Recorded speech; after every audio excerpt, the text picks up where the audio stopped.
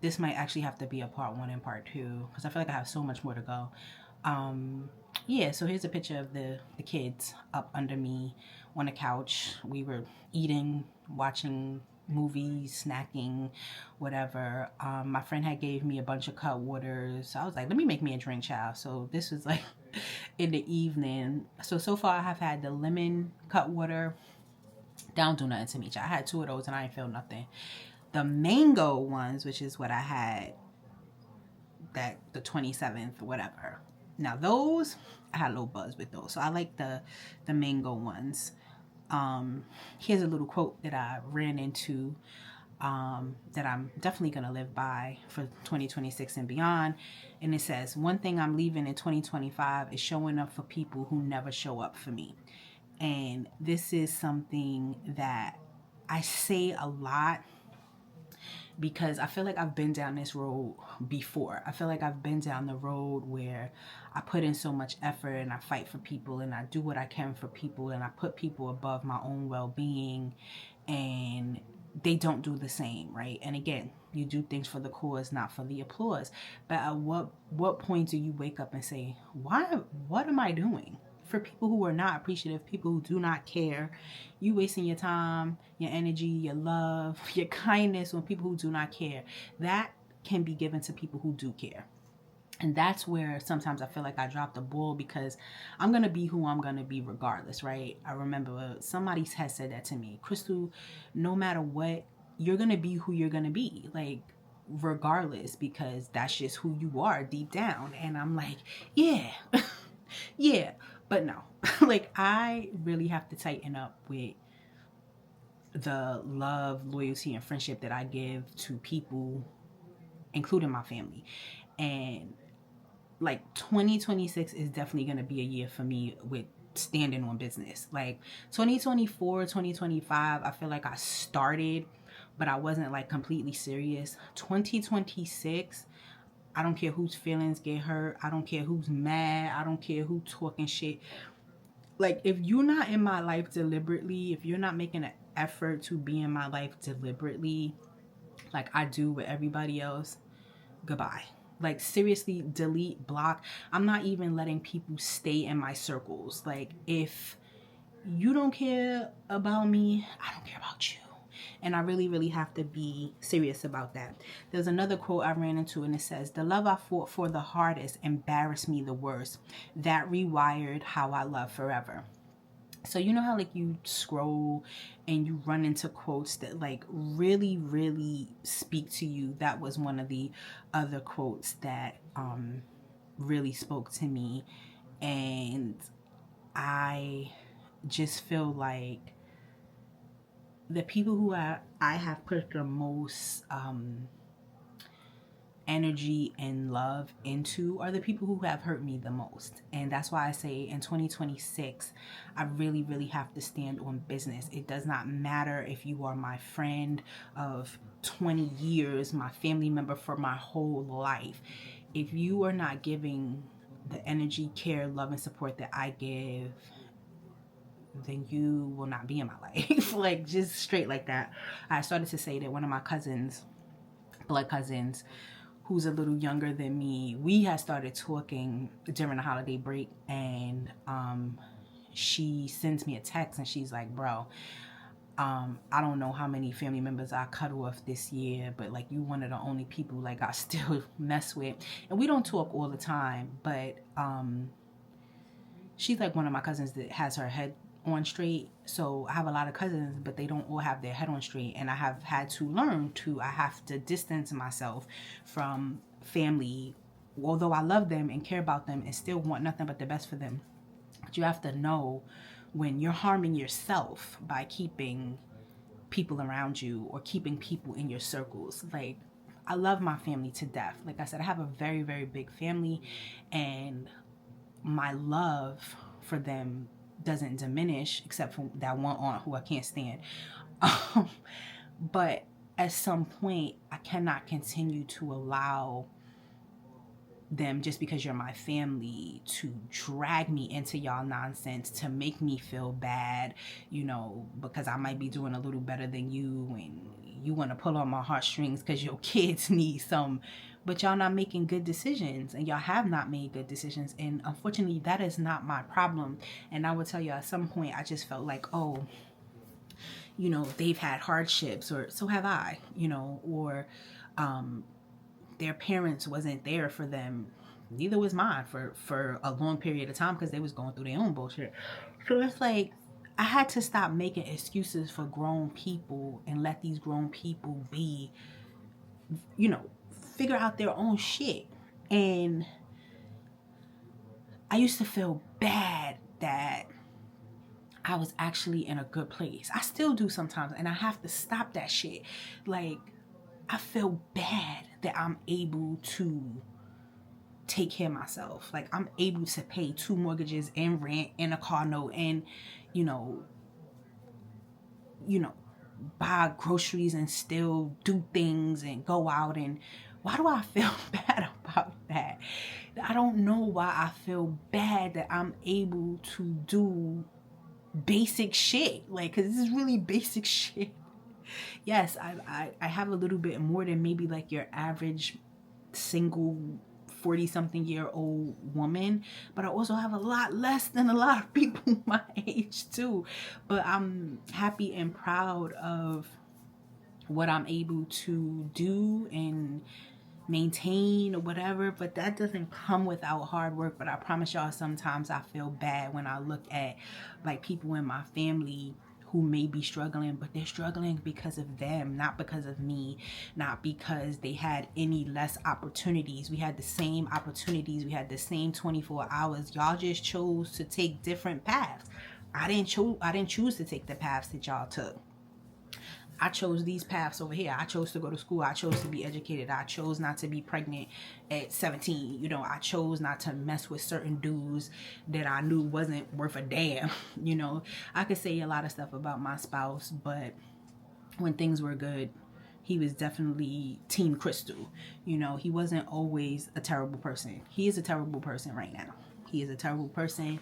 He has lost his marbles. He has put me in a very, very bad situation that I'm fighting to get up out of, to get back to where I was very comfortable, because I'm not comfortable right now, but that will change in time. But he wasn't always that, and I like to keep it honest, because people be like, oh, why you stay with somebody so long, blah blah blah. Because I stayed with him because things weren't always bad. He wasn't always a psychopath, you know. We literally started from the bottom together and built our lives. And you know, it took a while for me to trust him with certain things, but like I told y'all, he was very smart and he saw things that I didn't see. And I'm not a big risk taker. He's a big risk taker, but he also, you know, believes in himself maybe more than the average person. And that worked for us, because we were able to balance each other. Where I wasn't comfortable taking risk, he was. And we balanced each other out and was able, like I said, to build an amazing life for so many years, you know, just until shit started to crumble. He became a different person. And I feel like people think, oh, because you've been with somebody so long or whatever, like you have to fight through. I fought as much as I could. I did everything that I thought to save what we built, but there was no more fighting for me to do. You have to know also when to let go, because if you don't, guess what? They're going to pull your ass down right with them, and y'all both going to be in the grave somewhere. Nah, you're not pulling me in the grave with you. So it took a lot of strength and a lot of courage to be able to let go. I was with this person 29 years. 29 years. Okay? Like I said, I will always give credit where credit is due. And he made our lives beautiful for many, many years. It was a group effort, but I will give him credit for a lot of things. Like I said, he took chances that I didn't take, which made us successful. But things change, you know? So, I don't know. I, right now, just feel like 2026, I just have to lock in on rebuilding the life that I want for myself.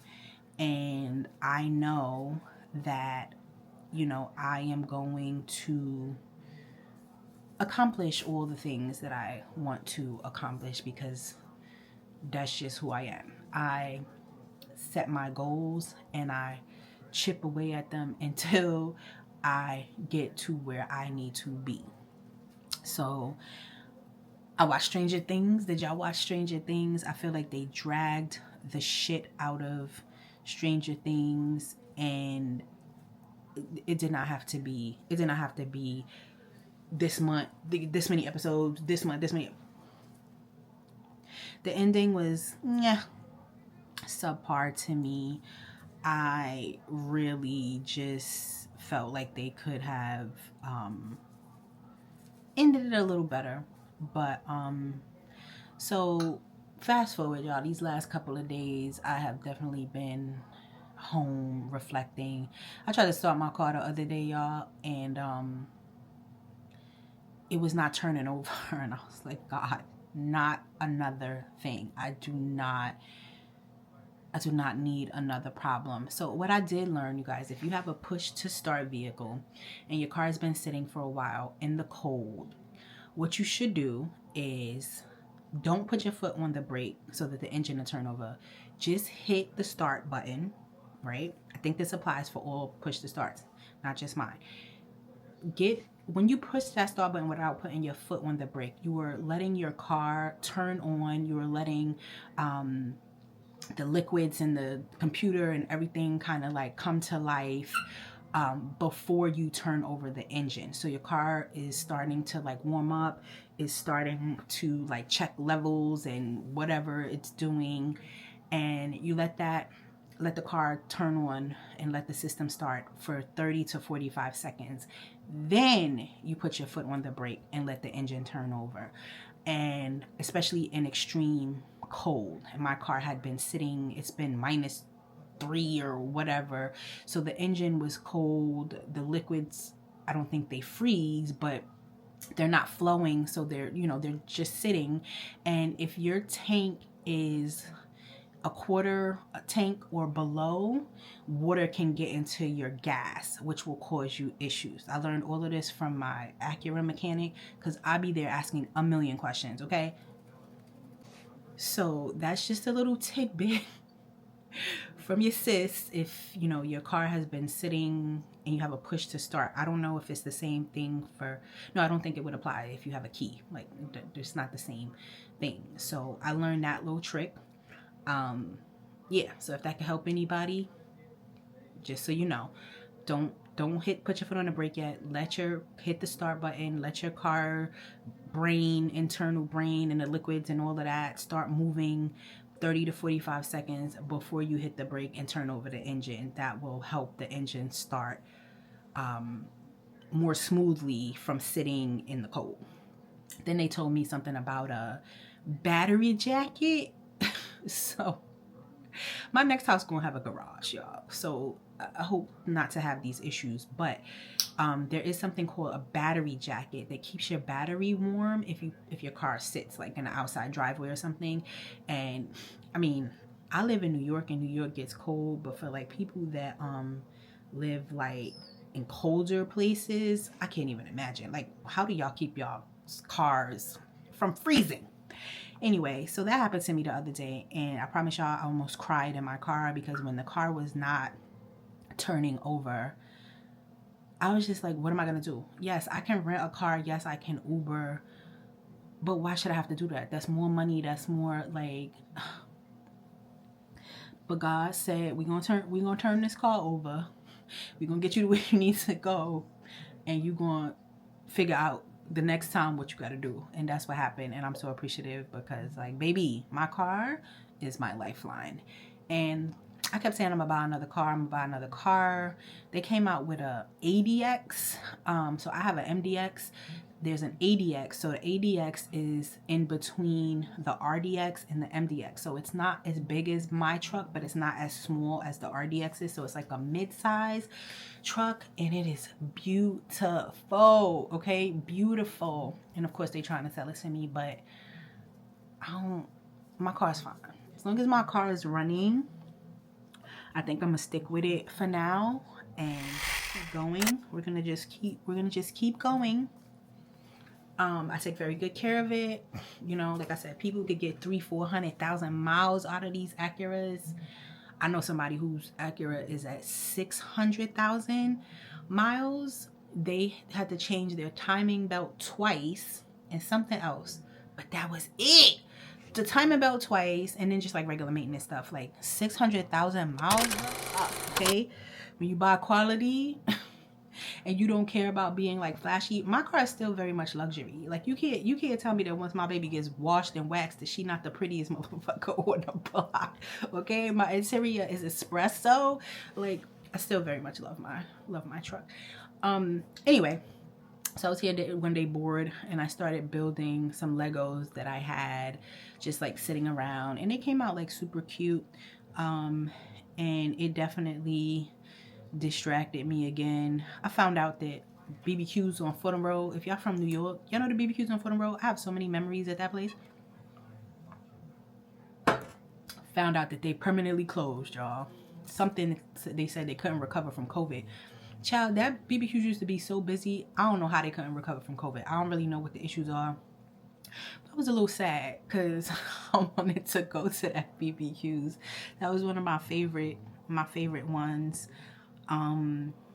Yeah, I am pretty much done, you guys. I don't know how long it's gonna be. Like, let's hope I could edit it down where it's just like, I wanted to do like an update and kind of tell y'all the last couple of things that I was doing since the last time we spoke. But I do have a haul coming up. Miss Leah Ray sent me a Christmas box. I want to shoot a video for that. I told y'all I have a video coming where I'm gonna tell y'all about these ninjas that I have been like talking to, and the differences in like the ages and how they act. I want to do a full day in the life, but I want to do that during like a work day so y'all can see like how my days really are. Sometimes I want to do a video and talk about taking time to heal before you jump right back into like serious relationships. And again, this is just my own opinion, my perspective. Everybody got to do what works best for them, but I feel like a lot of people don't take the time that they need to heal, and you jump right back into being with someone and end up having the same issues or different issues. Like, child, I was gonna do a video for Vlogmas 10 things that I'm grateful for. I might still do that. There's a video I have coming about my ex-spouse's family being part of the problem. I was gonna do a story time about this situation I had with a coworker who had never seen a black Santa before. I thought that was gonna be a funny story time. I might still do it. Another video I have coming is when your body and your hormones start changing in your 40s. These are all very relatable things, and yeah, so those are some of the videos that I have coming. Like I said, there were a couple videos that I had shot prior to Vlogmas, and I never got those edited. I don't know if I'm gonna put them up or not, but we'll see what happens, because my prior memory card is full of footage from whatever I was doing. I don't know. We'll see what happens, you guys. This is just a quick little update. Stay tuned, and if you made it this far, leave me a 2026 with the fire sign in the comments to let me know you made it this far. Thank you so much for watching, and I will see you in my next one.